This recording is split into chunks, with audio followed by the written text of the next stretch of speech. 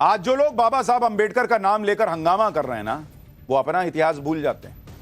ये वो लोग हैं जिनका इतिहास ये रहा है कि इन्होंने अंबेडकर को ना जीते जी सम्मान दिया, ना उनके मरने के बाद याद किया। कांग्रेस के इतिहास का एक पूरा चैप्टर अंबेडकर के अपमान से भरा पड़ा है। कांग्रेस के राज में अंबेडकर के अपमान के ऐसे ऐसे किस्से हैं ना बॉस, आप सुने नहीं होंगे ये सब किस्से। पाठशाला में हम गहरी रिसर्च करके आपके लिए ये चैप्टर लेकर आए। अंबेडकर का अपमान तो इन्होंने आजादी के बाद सरकार में आते ही शुरू कर दिया था। अब तक आप यही सुनते आए हैं कि पहली सरकार में नेहरू ने अंबेडकर को देश का कानून मंत्री बनाया, लेकिन यह काम नेहरू ने खुद से नहीं किया था, महात्मा गांधी के कहने पर किया था। महात्मा गांधी ना कहते तो नेहरू अंबेडकर को कानून मंत्री भी ना बनाते। ये जो आप तस्वीर देख रहे हैं, ये देश की पहली कैबिनेट की तस्वीर है, जिसमें डॉक्टर भीमराव अंबेडकर और श्यामा प्रसाद मुखर्जी भी बैठे दिखते हैं। ये दोनों ही कांग्रेस पार्टी के सदस्य नहीं थे, लेकिन महात्मा गांधी के दखल पर नेहरू ने इन दोनों नेताओं को अपनी कैबिनेट में शामिल किया। 1947 में महात्मा गांधी ने यह सलाह दी थी, नेहरू सरकार के मंत्रिमंडल में दूसरे लोकप्रिय नेताओं को भी जगह दी जानी चाहिए। यानी अगर महात्मा गांधी ना होते तो इस तस्वीर में ना अंबेडकर नजर आते, ना श्यामा प्रसाद मुखर्जी। तो जो लोग आज संविधान की बात कर रहे हैं, अंबेडकर की बात कर रहे हैं, वो तो ऐसे लोग हैं जिन्होंने अंबेडकर को अपनी कैबिनेट के लायक नहीं समझा था। लेकिन ये तो सिर्फ शुरुआत है। ये लोग तो ऐसे हैं जो कहते रहे हैं कि संविधान अंबेडकर ने नहीं, नेहरू ने संविधान दिया है। ये लोग नेहरू को अंबेडकर से बड़ा बताने में क्या क्या करते रहे, आज आपको यह भी देखना चाहिए। इसी साल इंडियन ओवरसीज कांग्रेस के अध्यक्ष सैम पित्रोदा ने अंबेडकर पर बेहद आपत्तिजनक बात लिखी थी।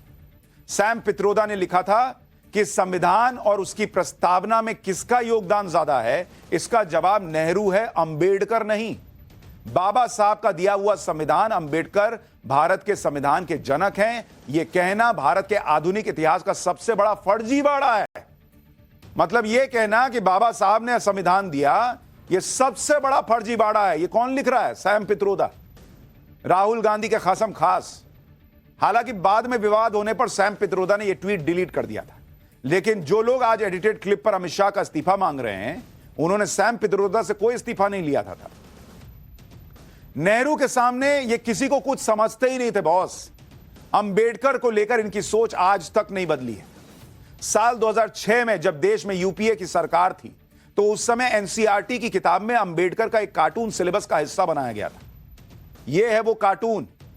इसमें दिख रहा है कि बाबा साहब अंबेडकर स्नेल यानी घोंघा नुमा संसद पर बैठे हुए हैं और पीछे नेहरू हाथ में कोड़ा लेकर अंबेडकर को मार रहे हैं ताकि गति पकड़ सके। साल 2012 में इस कार्टून के मुद्दे पर संसद में जोरदार हंगामा हुआ था। कांग्रेस पर बाबा साहब के अपमान का आरोप लगा था। तब कांग्रेस को माफी मांगनी पड़ी थी। यह कार्टून 1948 में प्रसिद्ध कार्टूनिस्ट शंकर ने बनाया था। इस कार्टून को 2006 में एनसीईआरटी की 11वीं की किताब इंडियन कॉन्स्टिट्यूशन एट वर्क में छापा गया था। 2006 में छपी यह किताब में कार्टून, 6 साल बाद 2012 में अंबेडकर के कार्टून पर संसद में भयंकर बवाल हुआ। तत्कालीन एचआरडी मंत्री कपिल सिब्बल ने इसके लिए माफी मांगी थी बॉस।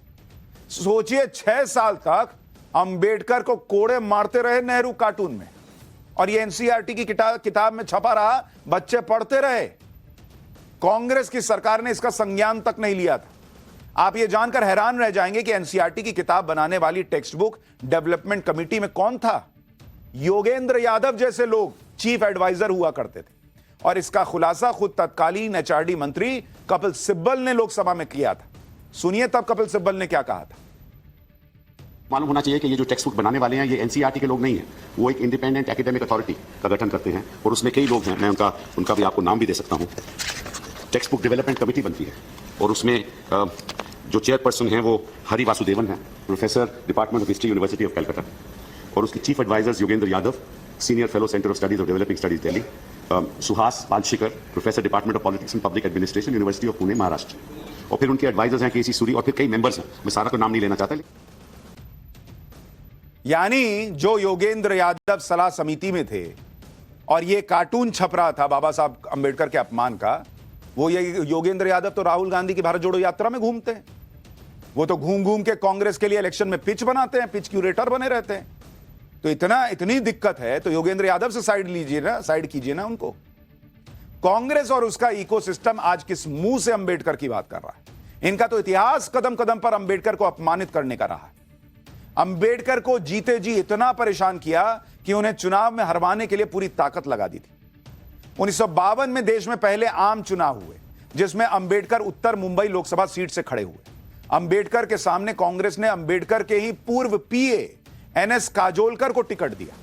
काजोलकर दलित समुदाय से थे और कांग्रेस की रणनीति थी कि अपने ही पीए से हारकर अंबेडकर का राजनीतिक करियर पटरी से उतर जाएगा। नेहरू ने उत्तर मुंबई सीट पर अंबेडकर के खिलाफ खूब प्रचार भी किया। इसी वजह से उत्तर मुंबई सीट से अंबेडकर करीब 15,000 वोट से हार गए। इसके बाद 1954 में महाराष्ट्र के भंडारा लोकसभा सीट पर उपचुनाव हुआ। भंडारा उपचुनाव अंबेडकर ने भी यह चुनाव लड़ा था, लेकिन कांग्रेस ने फिर उन्हें हरा दिया। आप सोचिए, जिस व्यक्ति ने देश को संविधान दिया, जो उस समय सबसे ज्यादा पढ़े लिखे लोगों में से एक थे, वो महान आदमी इस देश में चुनाव नहीं जीत पा रहे थे क्योंकि कांग्रेस उनको हरा रही थी। इतना ही नहीं बॉस, अभी सुनते जाइए। इतनी लंबी लिस्ट है अंबेडकर की अपमान की कि आपको यकीन नहीं होगा कि ये लोग आज किस मुंह से अंबेडकर का नाम ले रहे हैं। नेहरू किस तरह से अंबेडकर के खिलाफ थे उसका पता इसी से चलता है कि नेहरू ने माउंटबेटन की पत्नी एडविना को एक चिट्ठी लिखकर बताया था कि अंबेडकर के खिलाफ उन्होंने क्या किया है। अंबेडकर ने 1951 में नेहरू की कैबिनेट से इस्तीफा दिया था। उस वक्त चुनाव हो रहे थे और इसके बाद नेहरू एडविना को जनवरी 1952 में एक चिट्ठी लिखकर क्या बताते हैं, सुनिएगा। नेहरू ने एडविना को चिट्ठी लिखी और कहा, Ambedkar has been dropped out from the cabinet, यानी अंबेडकर को कैबिनेट से हटा दिया। कांग्रेस बॉम्बे प्रांत के चुनाव में उम्मीद से बहुत बेहतर प्रदर्शन कर रही है। अंबेडकर की पार्टी समाजवादियों से मिल गई है। अंबेडकर हिंदू सांप्रदायिक तत्वों से भी मिल गए। यानी अंबेडकर ने इस्तीफा दिया और नेहरू माउंटबेटन की पत्नी एडविना को चिट्ठी लिख के कह रहे हैं कि हटा दिया है अंबेडकर को। यह तो सम्मान था इनकी नजर में अंबेडकर के लिए। अंबेडकर को परेशान करने में, उनका अपमान करने में कांग्रेस ने कोई कसर नहीं छोड़ी थी। आज जो लोग अंबेडकर को बात बात में याद कर रहे हैं, उनका इतिहास तो यह भी है कि खुद को जीते जी भारत रत्न दे दिया, लेकिन अंबेडकर को भारत रत्न देने के बारे में सोचा नहीं। अंबेडकर को उनके निधन के दशकों बाद तक भारत रत्न नहीं दिया, जबकि जवाहरलाल नेहरू 1955 में भारत रत्न मिला उनको। निधन हुआ कब? 1964 में, यानी जीते जी भारत रत्न मिल गया नेहरू को। इंदिरा गांधी 1971 में भारत रत्न मिला। निधन हुआ इंदिरा जी का 1984 में, यानी जीते जी भारत रत्न मिल गया। राजीव गांधी 21 मई 1991 में निधन हुआ। जुलाई 1991 में भारत रत्न मिला, यानी निधन के 2 महीने के अंदर भारत रत्न मिल गया। और डॉक्टर भीमराव अंबेडकर 1956 में निधन हुआ और भारत रत्न कब मिलता है? 1990 में बॉस। 1956 में निधन होता है बाबा साहब का, 1990 में भारत रत्न मिलता है और निधन के 34 साल बाद तब मिलता है जब वीपी सिंह प्रधानमंत्री थे। कांग्रेस ने न केवल बाबा साहब अंबेडकर को जिंदगी भर अपमानित करने की कोशिश की, बल्कि अंबेडकर के निधन के बाद उनके परिवार को भी परेशान होने के लिए छोड़ दिया। जो लोग आज कह रहे हैं कि बाबा साहब का अमित शाह ने अपमान कर दिया, देश में आग लग जाएगी, उन्होंने तो अंबेडकर के परिवार तक का ध्यान नहीं रखा boss. B.R. Ambedkar's Riddles in Hinduism and Annotated Critical Selection किताब के पब्लिशर एस आनंद ने किताब की प्रस्तावना में इस घटना के बारे में बताया है। अंबेडकर ने नेहरू कैबिनेट से 1951 में इस्तीफा दिया था और अपना सरकारी घर छोड़ दिया था। उसके बाद दिल्ली के अलीपुर रोड पर 10 कमरों वाले बंगले में अंबेडकर अपनी पत्नी के साथ रहने लगे थे। 1951 से 1956 तक अंबेडकर दिल्ली के इसी घर में रहे। अंबेडकर के निधन के बाद उनकी पत्नी यहां रहने लगी। अंबेडकर के निधन के 10 साल बाद 1966 में यह बंगला एक स्थानीय व्यापारी को बेचा गया। उस व्यापारी ने अंबेडकर की पत्नी को रहने के लिए सिर्फ 2 कमरे दिए और दूसरे हिस्से को एक जज को किराए पर दे दिया। लेकिन कुछ ही महीने बाद 17 जनवरी 1967 को अंबेडकर की पत्नी सविता अंबेडकर को बंगला खाली करने का नोटिस दिया गया। 20 जनवरी 1967 को सविता अंबेडकर अलवर के लिए निकल गई। जिस व्यापारी ने बंगला खरीदा था, उसने सविता अंबेडकर, जो अंबेडकर की पत्नी थी, उनकी गैर मौजूदगी में उनका सामान बाहर उठा के फेंक दिया। व्यापारी अपने साथ 20 लोगों को लेकर सविता अंबेडकर के कमरे में घुस गया और सामान बाहर निकाल फेंका। सविता अंबेडकर के कमरे में कई अलमारियां थीं जिनमें अंबेडकर की फाइलें, किताबें, चिट्ठियां थीं। कहा जाता है उस दिन बारिश हो रही थी, जिससे अंबेडकर की फाइलें और चिट्ठियां भीगकर खराब हो गईं। यह तो अंबेडकर के परिवार का हाल हुआ है उनके जाने के बाद। अलवर से वापस आने के बाद सविता अंबेडकर ने तब के गृह मंत्री वाईबी चव्हाण और दिल्ली के एलजी से मामले में दखल देने की मांग की। कुछ नहीं हुआ बॉस। सोचिए, अंबेडकर के परिवार के साथ यह सब हो रहा था और सरकार क्या कर रही थी? कुछ नहीं तब की। और दूसरी तरफ नेहरू गांधी परिवार के नेताओं के सैकड़ों एकड़ में मेमोरियल और म्यूजियम बनाए जा रहे थे। परिवार को रहने के लिए सम्मान नहीं मिल रहा और ये लोग कह रहे हैं देश में आग लग जाएगी, अमित शाह ने अपमान कर दिया है। अंबेडकर के निधन के सालों बाद तक भी उनका मेमोरियल नहीं बन पाया था। अंबेडकर के निधन के बाद से उनके समर्थक मांग करते रहे कि जहां अंबेडकर रहते थे वहां उनका एक मेमोरियल तो बनवा दीजिए, जैसा महात्मा गांधी का मेमोरियल बनाया गया था। राजघाट की तरह अंबेडकर समर्थक मेमोरियल की डिमांड होती रही, लेकिन कांग्रेस की सरकार ने अंबेडकर मेमोरियल को भी लटका के रखा। अंबेडकर के निधन के 35 साल बाद यानी 1991 तक अंबेडकर का मेमोरियल ही नहीं बन पाया था। 1991 में अंबेडकर की 100वीं जयंती पर उनके समर्थकों ने दिल्ली में मेमोरियल बनाने की जोरदार डिमांड की, लेकिन इस डिमांड पर अगले 12 साल तक भी सरकार ने कुछ नहीं किया।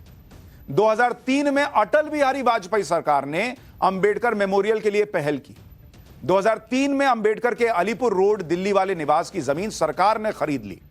तत्कालीन पीएम अटल बिहारी वाजपेयी ने वहां अंबेडकर मेमोरियल का फाउंडेशन भी रख दिया, लेकिन उसके एक साल बाद बीजेपी की सरकार चली गई, यूपीए की सरकार सत्ता में आ गई।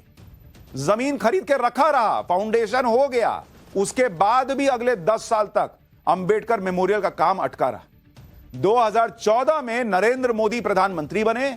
2016 में पीएम मोदी ने अंबेडकर मेमोरियल का काम शुरू करवाया और पीएम मोदी ने वादा किया कि 2 साल के अंदर मेमोरियल बन जाएगा और उसका उद्घाटन वो खुद करेंगे।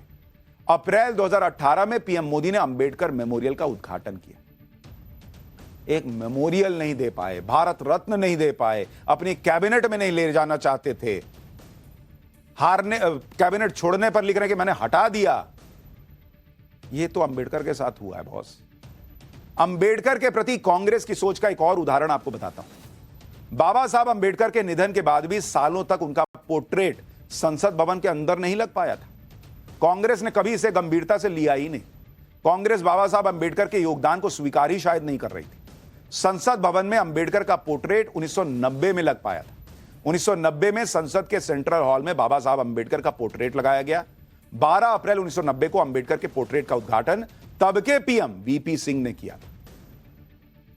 ये लोग अंबेडकर का नाम लेकर राजनीति तो खूब कर रहे हैं, अमित शाह के बयान पर हंगामा भी कर रहे हैं, लेकिन क्या अंबेडकर ने जो बातें कही हैं उन बातों को मानने की हिम्मत या साहस कांग्रेस में है? क्योंकि बाबा साहब तो धड़ल्ले से बोलते थे।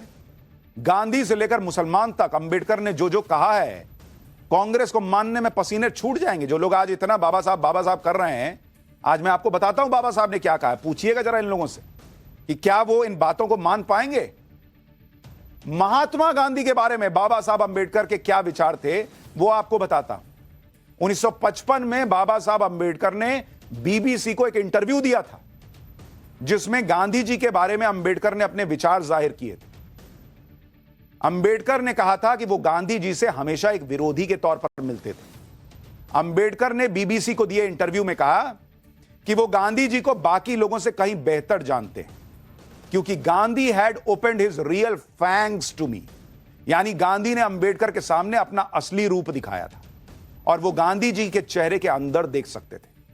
बाकी लोग तो गांधी जी के भक्त बनकर उनके पास जाते थे और महात्मा का उनका बाहरी आवरण देख पाते थे, लेकिन मैंने, यानी अंबेडकर ने कहा कि मैंने उन्हें गांधी को एक इंसान की हैसियत से देखा, उनके अंदर के असल आदमी को देखा।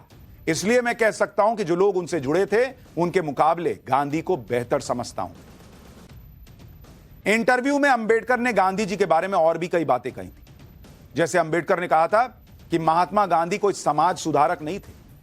छुआछूत की जितनी बातें होती थी वो सिर्फ इसलिए होती थी जिससे पिछड़े और दलित कांग्रेस के साथ जुड़ सके। गांधी चाहते थे कि पिछड़े समाज के लोग उनके स्वराज अभियान का विरोध ना करें। मुझे नहीं लगता कि इसके अलावा गांधी जी का पिछड़ों के उद्धार का कोई मकसद था। ये थे बाबा साहब अंबेडकर के विचार गांधी जी के लिए। कांग्रेस मान पाएगी? भारत को आजादी दिलाने के लिए सैकड़ों हजारों लोगों ने बलिदान दिया, लेकिन कांग्रेस ने आजादी का भी कॉपीराइट करवा लिया। लगातार अब भी कहते हैं कि भारत को आजादी गांधी नेहरू परिवार ने दिलवाई। इस पर बाबा साहब अंबेडकर ने बीबीसी के इंटरव्यू में अपनी राय रखी थी।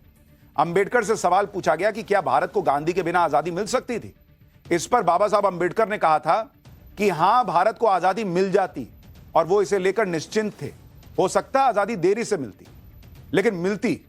अंबेडकर ने कहा था कि अगर भारत में स्वराज देर से आता तो यह लोगों के लिए ज्यादा बेहतर होता। यानी बाबा साहब अंबेडकर मानते थे कि सिर्फ गांधी जी की वजह से आजादी मिल गई, ऐसा नहीं है।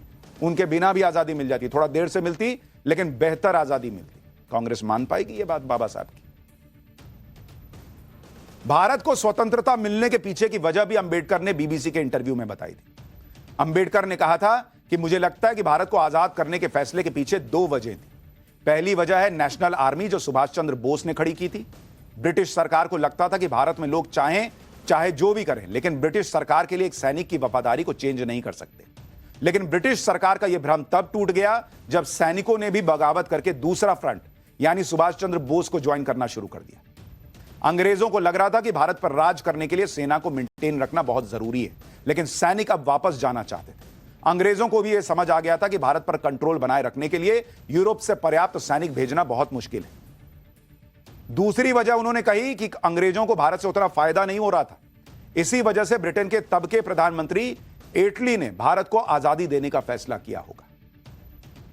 कांग्रेस मान पाएगी कि सुभाष चंद्र बोस की वजह से भारत को आजादी मिली? देश की आजादी और पाकिस्तान के बंटवारे के बाद मुसलमानों को लेकर अंबेडकर क्या सोचते थे, आपको वो भी बताता हूं। अंबेडकर ने मुसलमानों की निष्ठा की बात करते हुए कहा था कि एक मुसलमान के लिए मजहब के प्रति वफादारी देश के प्रति वफादारी से अधिक महत्वपूर्ण है। अंबेडकर ने मुसलमानों को लेकर जो भी कहा था, क्या आज कांग्रेस उसे मानेगी? अंबेडकर के नाम पर संसद में हंगामा करने वाली कांग्रेस में क्या इतनी है हिम्मत, है इतना साहस? यही बात अमित शाह कह रहे थे कि अंबेडकर करते हैं, अंबेडकर को आत्मसात तो कीजिए। लेकिन उसका क्या हंगामा किया गया, क्या तमाशा बनाया गया, आपने देखा। और इसलिए आपको ये फैक्ट्स इतनी डीप रिसर्च के बाद हम इसलिए बता रहे हैं ताकि जो ये सोचते हैं कि देश में आग लग सकती है, नहीं बॉस, ये देश आगे बढ़ रहा है, रुकेगा नहीं, और कम से कम झूठे नैरेटिव पे तो नहीं रुकेगा, और ना देश में आग लगेगी।